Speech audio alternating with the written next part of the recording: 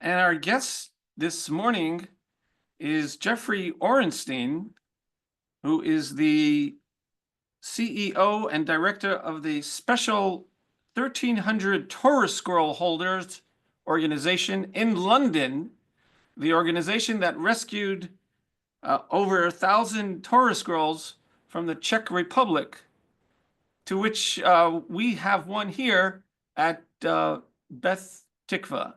And Jeffrey, thank you for taking the time to talk with us this morning about our Torah scroll. How are you doing in London today? Yeah, it's very good. At least it's dry. There's no rain. Oh, It's going wonderful. to rain later, but who knows? In London, we never can tell. You never know there. Well, although we've had quite some rain also lately. But the exciting thing about your program is that you managed to rescue those Torahs, and I know that you have a book about it called 1564 Scrolls. And that's a book that people can purchase, correct? Absolutely. It's actually a very interesting book because it is in two parts. Pardon me. The first part is really a history of the Jews in the Czech lands, and the second half is how the scrolls were saved and came to London, restored and distributed around the world. And I always say that it's a non-academic book suitable for B'nai Mitzvah of all ages. Everyone can Perfect. enjoy it. Now, our Torah scroll here at Beth Tikva, we do use it every single week. It's a special Torah that's in its own hub. It's a fantastically designed hub where we store the Torah right in the main lobby, and then each week someone else will have the honor of taking it to the Ark while we take out the Torah, and then it's there with us during the Torah reading, and then later returned. Is that how many synagogues use their special Torah? Well, I think it's actually quite amazing the different ways people use their scrolls. To be absolutely frank, I've never heard of another community doing exactly what you do. I think it's not good. It's just amazing. It's just amazing that you include the scroll every week in your service. I mean, normally the ones that are included in the service are really the ones that are kosher and can be used. But for Apostle Scroll to be used in such a way is incredible. Thank you. Really appreciate it. Yes, yes. Oh, absolutely. And it's a nice honor that people have, because it's a special honor to be able to carry it.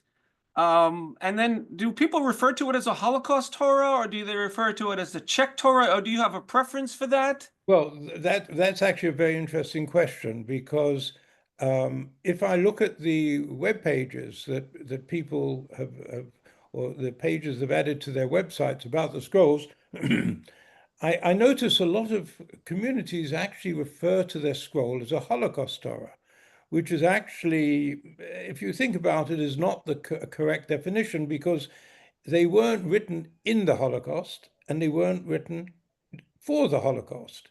They're survivors of the Holocaust. So if you could say, call it a Holocaust survivor scroll, but we tend to call it a Czech Torah webpage. But from a perspective of the Memorial Scrolls Trust, I don't think that's important. I think what's important is the honor that the communities give their scrolls and how they wish to define it. Whatever makes them happy, we're happy.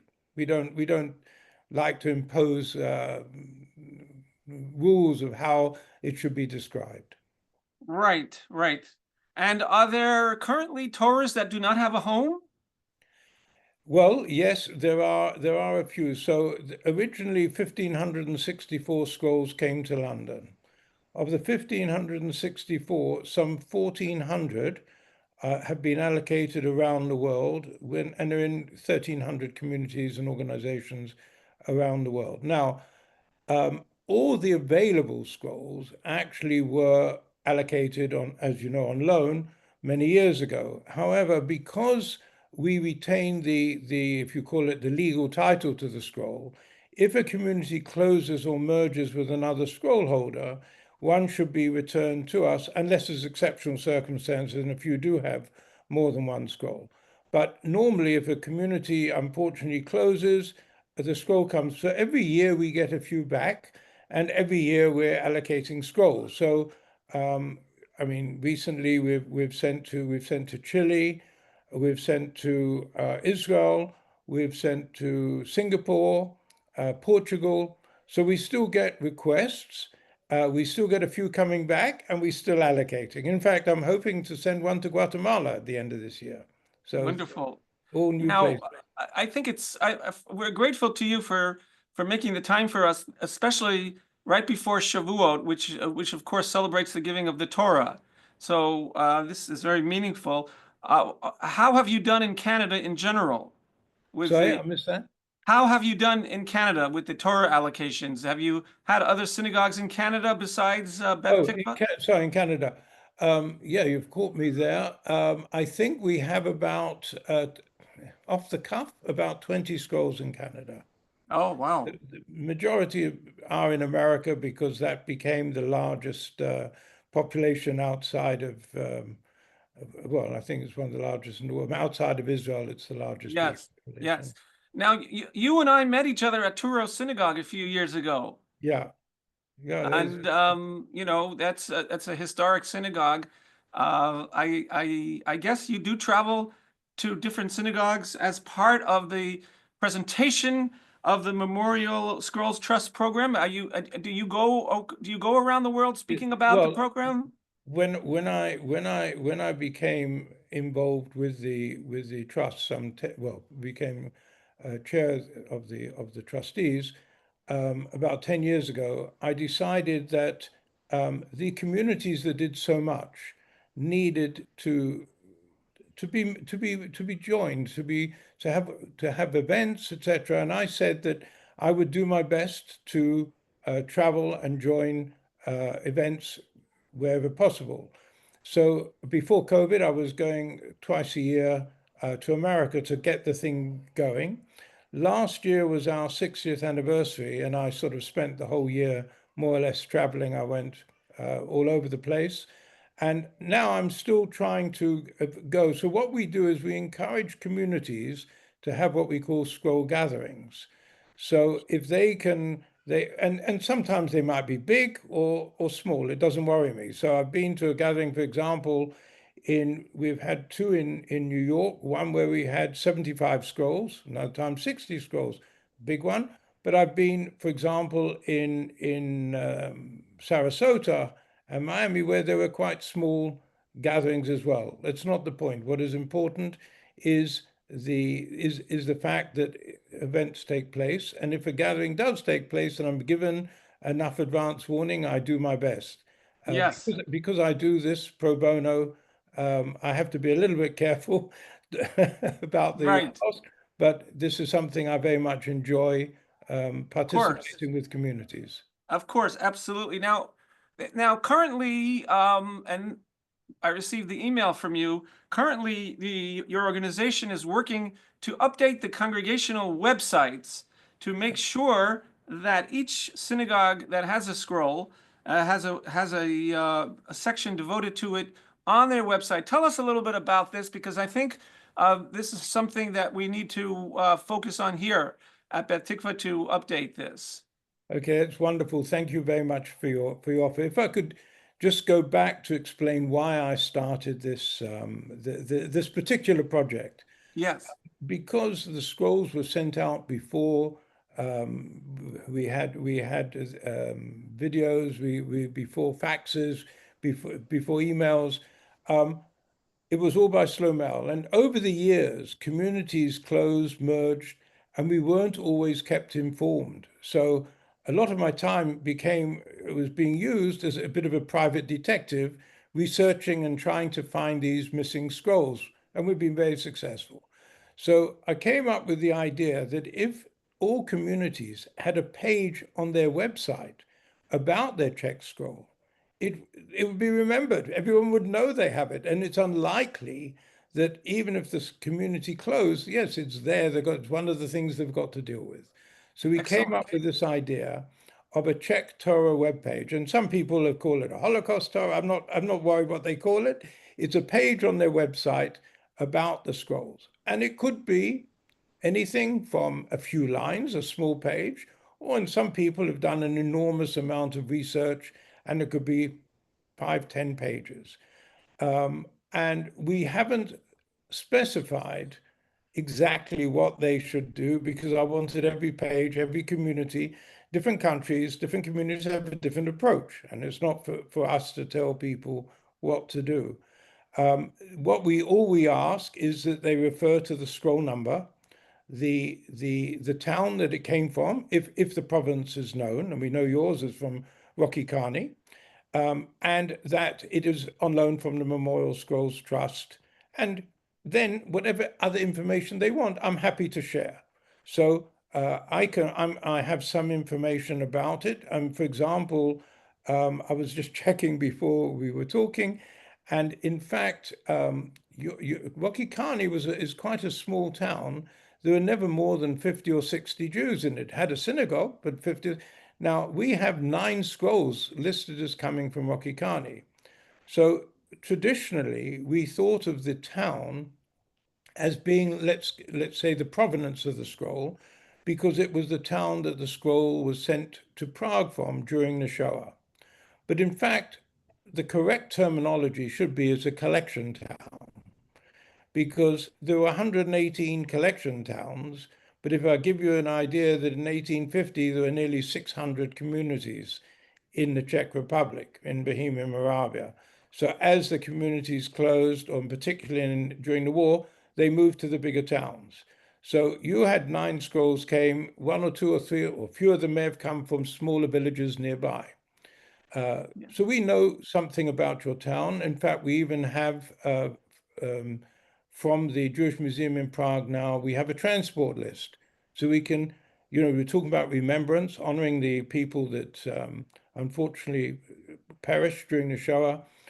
We can give you the names. And some communities, they record them on Yom Kippur or Yom HaShoah, or they might call out 1 or 2 names each day, each week, sorry, when if they're doing an Almalei Rachamim or another remembrance. And we encouraged each people to choose the way they do it. So if you have a person will be kind enough to help create a page, please put them in touch with me, and I'll be happy to give them whatever information I have and point them in direction where they can even learn more than I know. And then they can share with me what they've learned, and I learn a little bit more as well.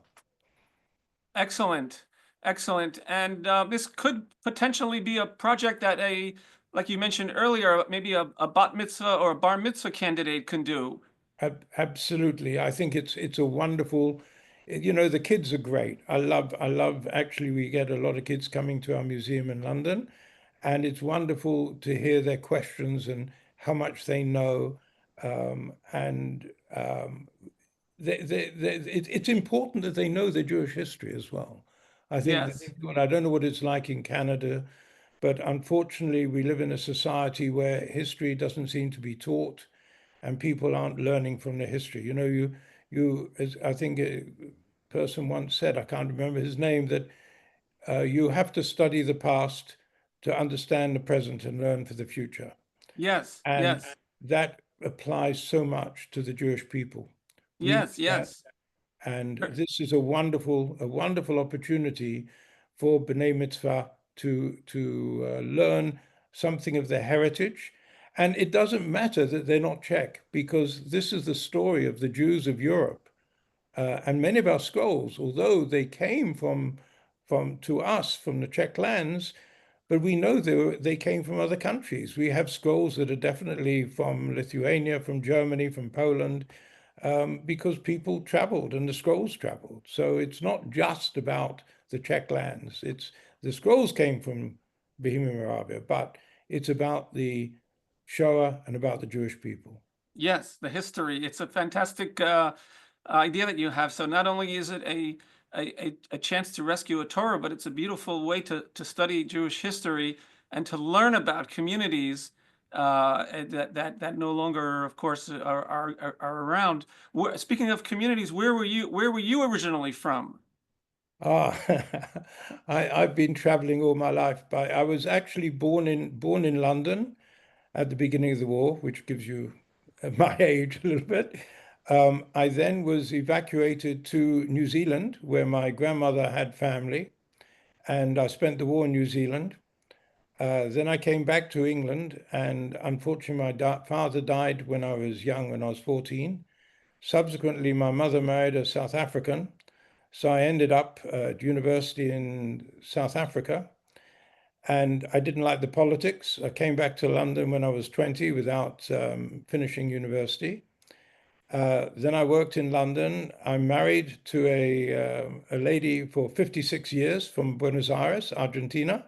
Oh, Her father was the president of the Jewish community there. And my working life has been mainly in the Far East, where I traveled more 130, 140 times. amazing, And amazing. so I'm a bit, I don't know what you call it, but mid-Atlantic, mid-Pacific. Um, Yes. so Wow. It's a it goes fantastic, with the scrolls. It goes with the scrolls. They go that's everywhere. right. That's right. It matches the journey that the scrolls have taken, you have taken. And I think that what we can do here at Beth Tikva is to look for some volunteers now, maybe some teenagers and some of our younger members to accept this challenge because it involves, like you said, a little history, a little technology, a study about the Torah itself. So it would be a great learning experience for them and Absolutely. across many disciplines. So that's Ab- wonderful. And your organization is based in London, correct?